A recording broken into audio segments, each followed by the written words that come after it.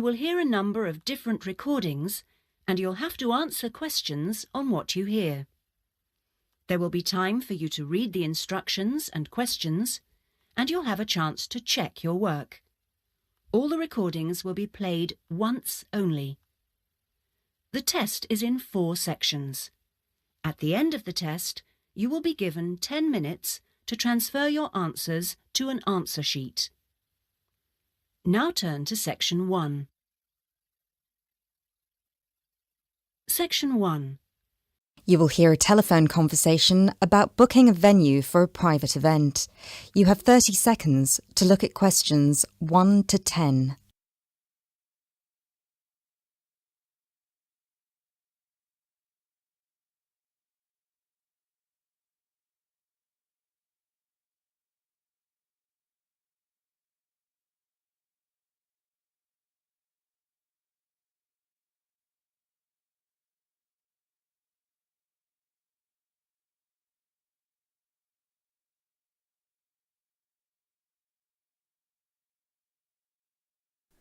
This is George and Dragon. How may I help? Hi, I'm calling to inquire about your upstairs venue. I'm interested in booking it for a private event, and I was wondering if I could ask a few questions. Yes, of course. Just give me a second, please. So, before we start, could I please get a name and phone number? Yes, my name is Clara Carlton. Carly, could you spell that for me, please? Sure, it's Carleton.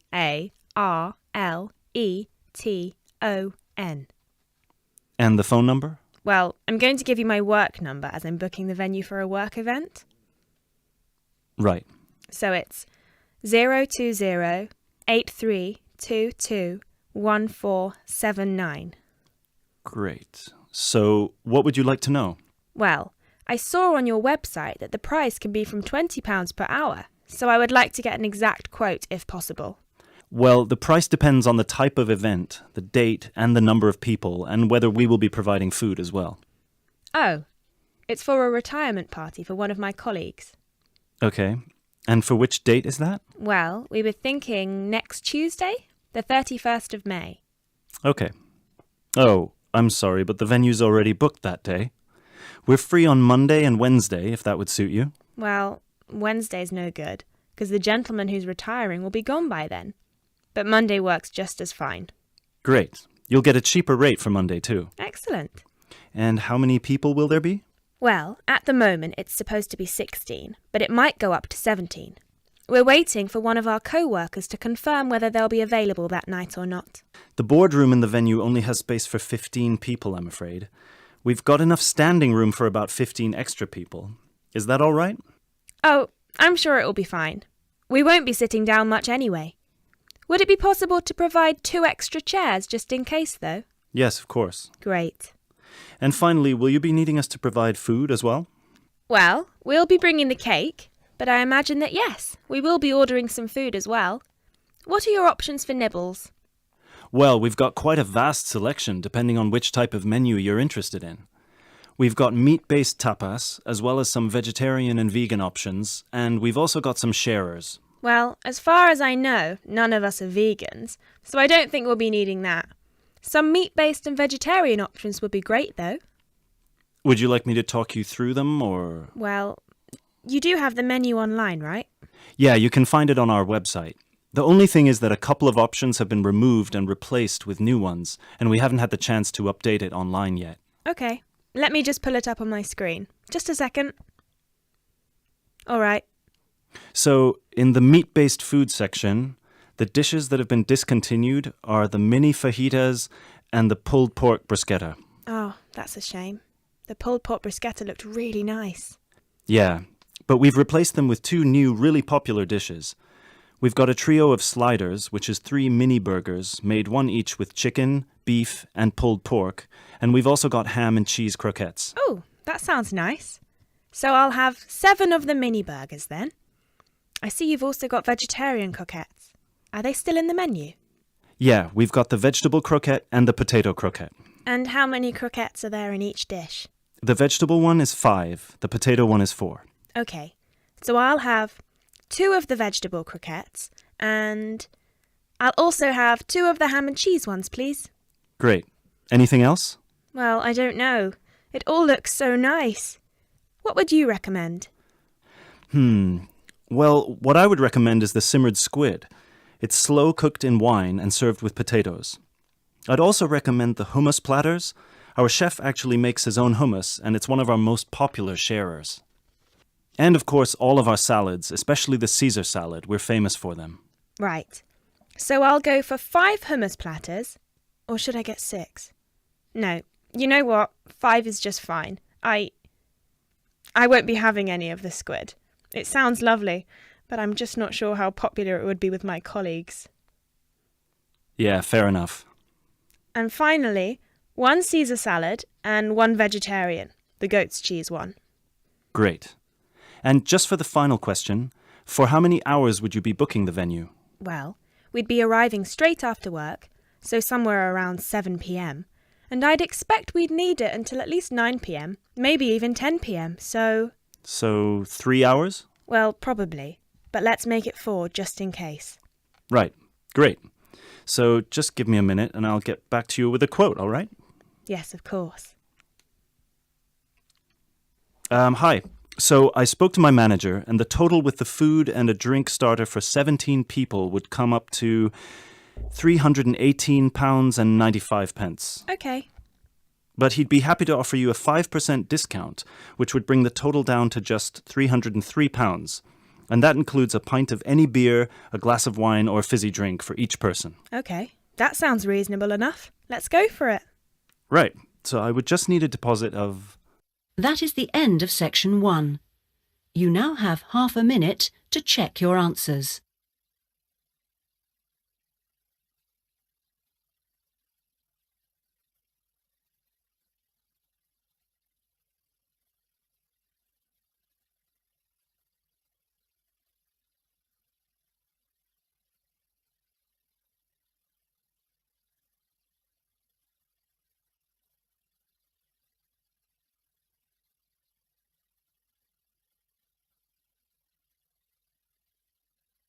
Now turn to section 2. Section 2. You will hear a talk about the history of a poetry award. You have 30 seconds to look at questions 11 to 15.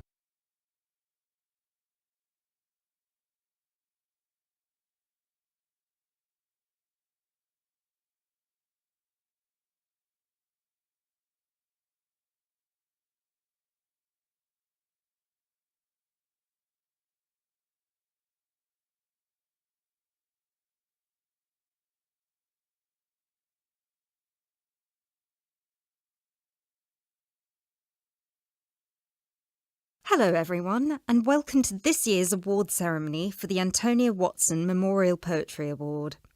As with previous years, the competition has been particularly fierce and we received numerous excellent entries, so it's an incredible achievement for our 3 finalists who are sitting here amongst you, and we should congratulate them all. However, as with every competition, there can unfortunately only be one winner, and we will be announcing them shortly. Before we do, though, a few words about the award itself. As most of you know, the Antonia Watson Memorial Poetry Award has been presented annually since 2010 and was presented biannually for 2 more competitions prior, once in 2008 and once in 2006. It is entirely funded by Antonia Watson's very generous parents, who offer £1,500 to the author of the best poem on a topic announced at each previous award ceremony, as well as £500 to the first runner-up and £250 to the second, bringing the total up to £2,250. Now, a few words on Antonia Watson herself, without whom none of us would be standing here today. I briefly knew Antonia while at university, where we were flatmates for a year, and I'm afraid that any speech I give will not be able to do her justice, as she was the kindest, sweetest person I've ever met. Thankfully, this part of my speech was written with the assistance of one of her siblings, Thomas Watson, who was not only her brother, but also her best friend. Antonia was born in Slayford, Lincolnshire, in December 1986. From a very young age, she displayed an inquisitive and creative nature, matched in volume only by the gentle kindness of her spirit. She wrote her first poem named Love Barks about the death of her dog at the age of 10. This was also her first poem to be published at her school's newspaper, just 2 months after another of her poems, Be Kind, won the 1996 Triad Children's Writing Competition and was published in the competition's anthology. While her early forays into poetry were crowned with impressive success, Antonia unfortunately ceased to write for a few years following the death of her very dear grandfather, Peter William Watson, in 1999.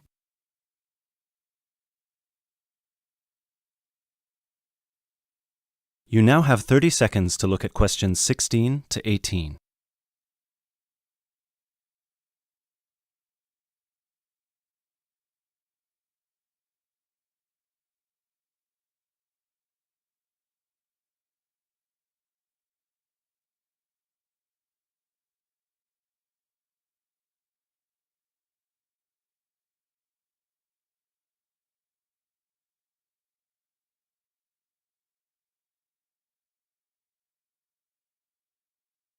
While her early forays into poetry were crowned with impressive success, Antonia unfortunately ceased to write for a few years following the death of her very dear grandfather, Peter William Watson, in 1999.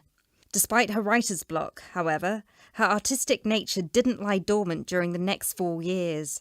She had an active role in various theatre plays, and she also ventured into painting. A few of the plays are available on the internet, and you can find several of her self-portraits on our website, and you can see for yourself how impressive they are.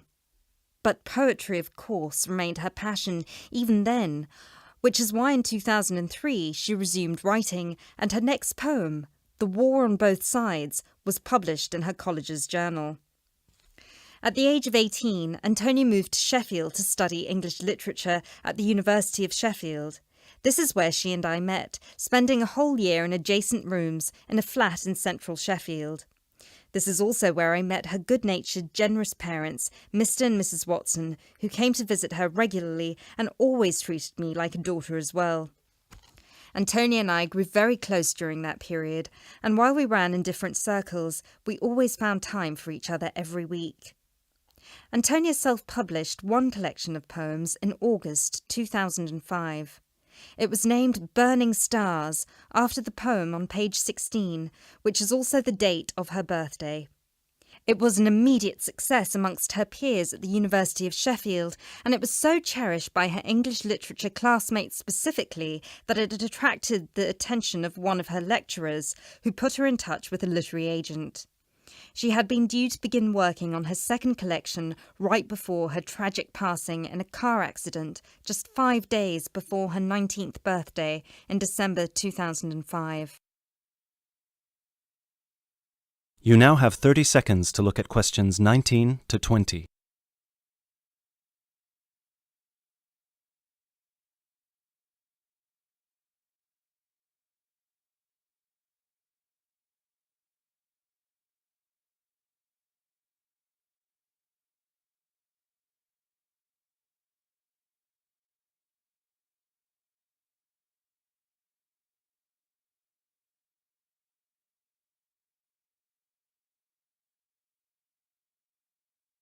Antonia was always interested in societal shifts and how they affect humanity as well as the environment, and this award was designed to reflect her faith that regardless of what we do, we are all inherently good. With this in mind, all of the topics this competition has dealt with have been about the potential and the positive side of humanity, such as this year's Young Love theme or last year's Inner Power theme. We've had poems about personal strength, about immigration, about gender equality and peaceful protest. And hopefully in 12 months, the poems we'll be awarding will be just as inspiring with the topic of poverty. I know Antonia would be really proud of what her parents and what all of you together have achieved. So, finally, let's get on with the actual award. As I said before, it's been a fierce competition this year, and with more than 5,000 entries, it was quite the task for our 3 judges to cut them down to just 3. But our 3 finalists definitely deserve to be here, and without further ado, I would like to. That is the end of section 2. You now have half a minute to check your answers.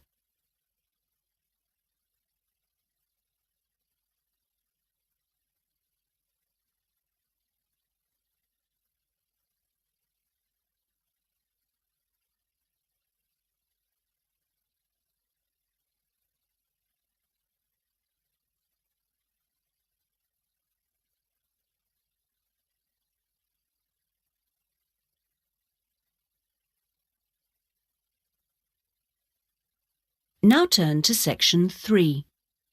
Section 3. You will hear a conversation between two students working on a presentation.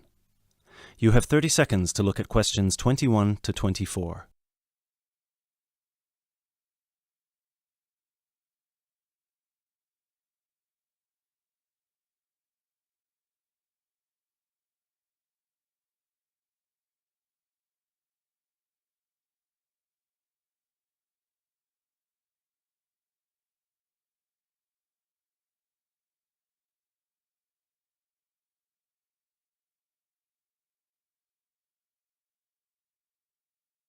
Hey Chris, thanks for coming. Are you ready to practice our presentation for tomorrow? Yeah, just give me a moment to switch on my laptop. There we go. Okay, what do you think? Wow, that actually looks really nice. Well done. So, I've put the title up here in the middle, Reasons People Move Out of Their Parents' Homes. I thought we could start with the general graph outlining why people fly the nest at any age, and then we could break it down to age groups and social or ethnic backgrounds before we get into how our findings fit into what sociologists say about leaving a parent's house and what the effects of the timing and the circumstances of your decision can be. that sounds good to me. So we can start with the bar chart here. Do you think they'll be able to read the tiny letters here? No, which is why we'll have to read them out to them. Okay, so we could take turns then. I'd start with bar A, which says that the number one reason that young people leave home is to go to college or university. Exactly. And then I'd go on to the second bar, which gives the number of people who said they felt smothered by their parents' control over their lives and decided to get their own house to avoid that. Right. Then in bar C, we've got people who found a job and decided that it was a good opportunity to move away because of their new income. Yep, and then those who didn't feel exactly smothered by their parents per se, but more so because of the lack of room in their parents' house and the fact that their parents were around pretty much 90% of the time. Maybe we should move this bar so that it can be next to bar B, since they seem to be quite similar to each other. Well, actually, that's why I kept them separate. But maybe you're right. They would lead smoothly into one another. So that means that jobs will now be bar D and bar E. Bar E is about those who moved because of their partner or spouse. Right.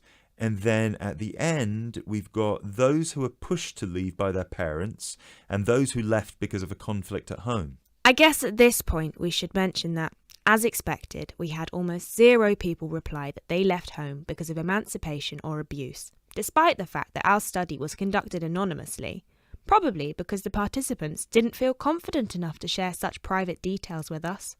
Or maybe just because there was no one in our pool of participants with such experiences. Yeah.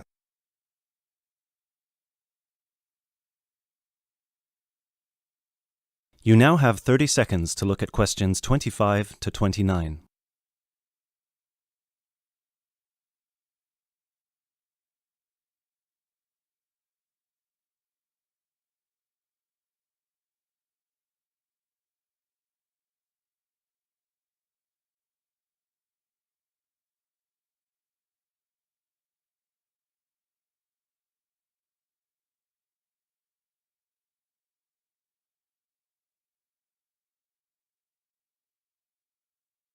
So then we can break it down to age groups and show these 4 different graphs for our 4 age groups. Under 18s, 18 to 20, 21 to 24 and 25 and above. Shall we take the graphs by age, or should we start with the second group? What do you think? Because we haven't got that much data on under 18s, and starting with 25 and above would also feel a bit strange to me, seeing as it was our second smallest group, and most participants were between 18 and 24 when they moved out of their parents' home. Yeah, you're right. Perhaps we should start with our 2 biggest groups and then move on to the other 2. So, you can present 18 to 20, and I can present 21 to 24. And then we can maybe present the other two groups together. I think it's best if we present them separately, since the findings are so different. Yeah, I guess you're right. So, I can present the under 18s, and you can present the 25 and over. Perfect. Or, wait, should we do it the other way round, so it flows more naturally? Yeah, sure. And then we can include a brief note at the end for those who haven't moved out yet. Yeah, great.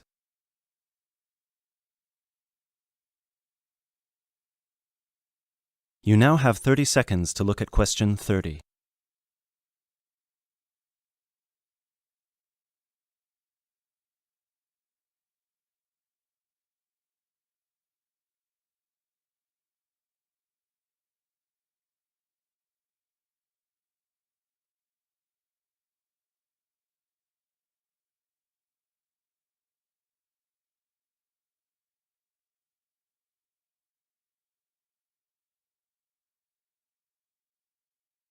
Excellent.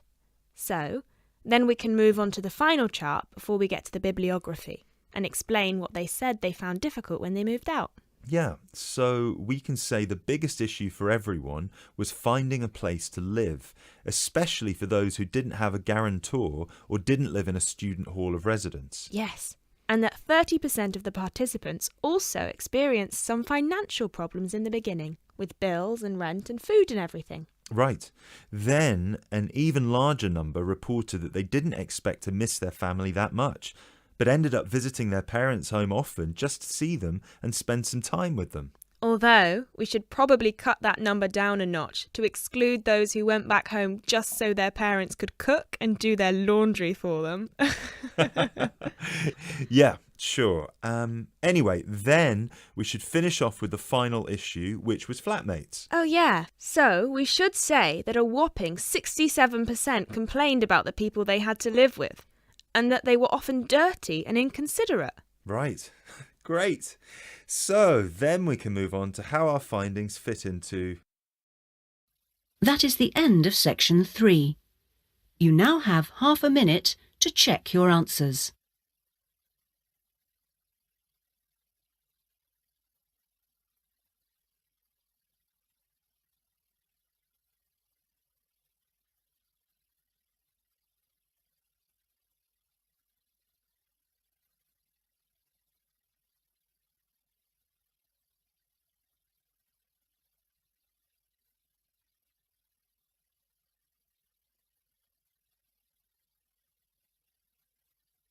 Now turn to section 4.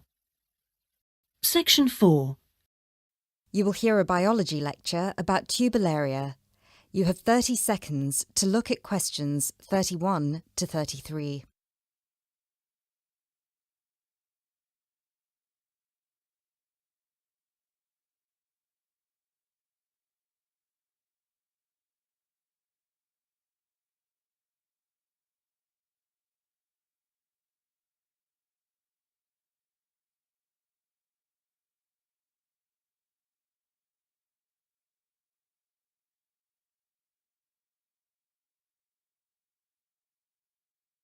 Hello, everyone. I'm glad so many people have shown up here today to hear about these fascinating little creatures called the turbolaria. My name is Dr. Baker, and I've spent 20 years researching thousands of different species of platyhelminths, what are commonly known as flatworms, both free-living and parasitic. So there are a lot of things I could tell you about these extremely interesting invertebrate, but I will try to keep it short. Turbolaria are unique amongst flatworms in 3 ways. The first one is that, unlike 80% of all platyhelminths, turbolaria do not need to secure nourishment from a living source. This means that they do not generally parasitize a host, but are instead found living freely in the environment. So, no need to worry about any of these little samples I've got here escaping and causing havoc. The second way in which they're different is that they are, well, they're incredibly simple. And by simple, I don't mean in terms of structure, as their structure is indeed quite complex, and I'll get to that later. By simple, I mean that they're not the brightest bulbs in the box. Flatworms in general are not known for their cognitive abilities, especially when compared with other invertebrates such as cuttlefish or octopuses or even insects. But amongst flatworms, Turbellaria are by far the most primitive of the bunch. Finally, and this is a direct result of the first thing I mentioned, Turbellaria tend to have a much more complicated sensory system in their head region. This includes a set of eyes with receptors that can detect light, as well as chemical sensory organs that assist Turbellaria in locating food. Obviously, as other flatworms receive nutrition directly from their host, they have no need for this. You now have 30 seconds to look at questions 34 to 38.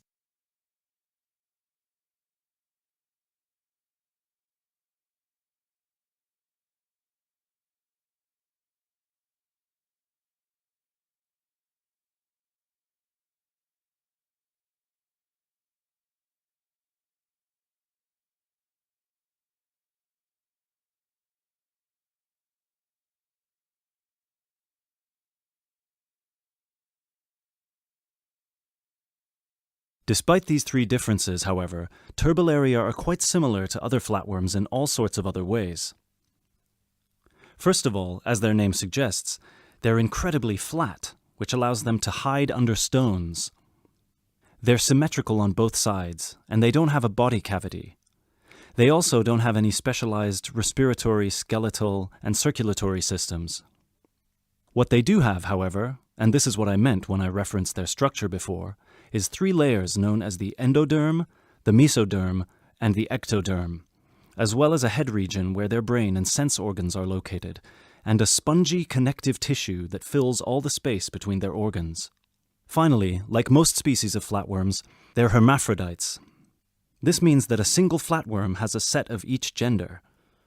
But don't take this to mean they reproduce alone. Their preferred method of reproduction is called cross-fertilization, which means that each flatworm fertilizes the other.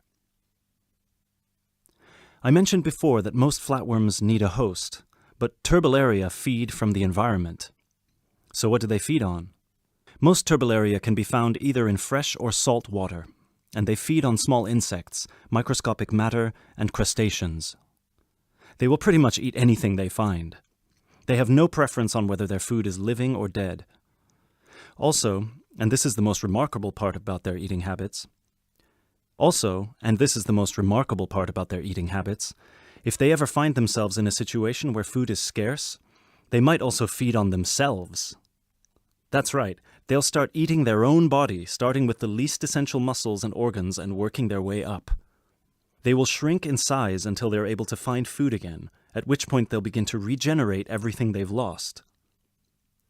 One final thing about food, and apologies in advance if I disgust you, Turbellaria don't possess an anus, which means that their mouth, which is a muscular opening on the underside of their body, has to serve as one. You now have 30 seconds to look at questions 39 to 40.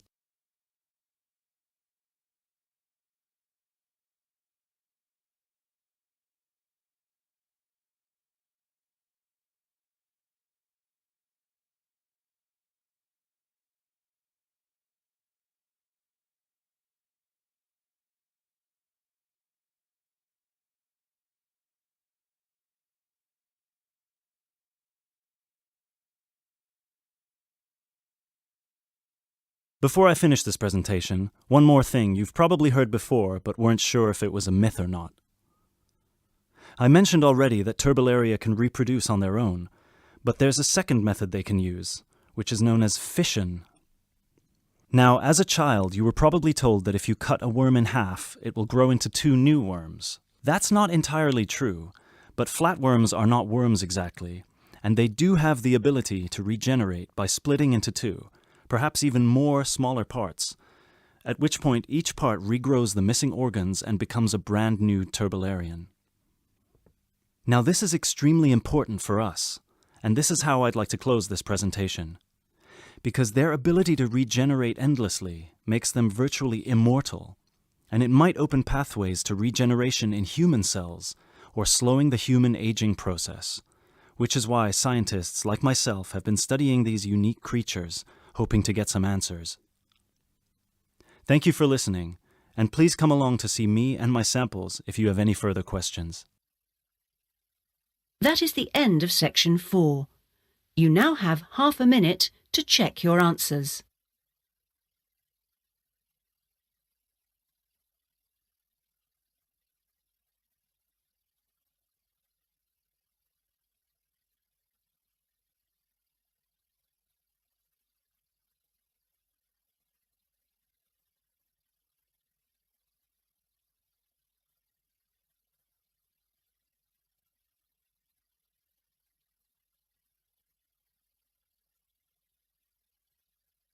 That is the end of the listening test.